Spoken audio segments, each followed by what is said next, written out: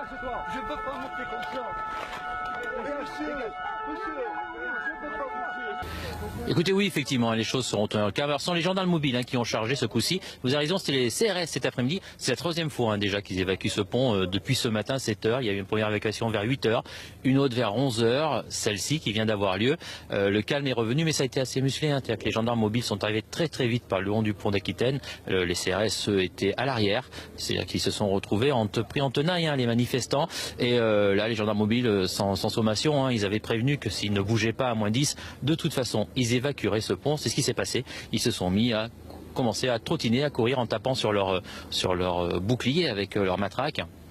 Et ceux qui ne reculaient pas assez vite ont pris effectivement 1-2 coups de matraque. Il y a un papy de 65 ans qui lui est tombé en reculant. Il reculait pas assez vite.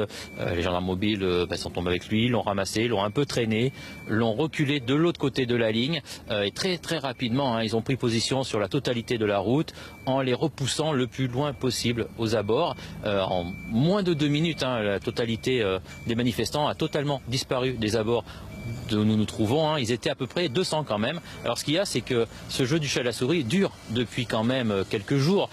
Ici, ça fait depuis samedi que le pont est régulièrement bloqué, redébloqué, rebloqué.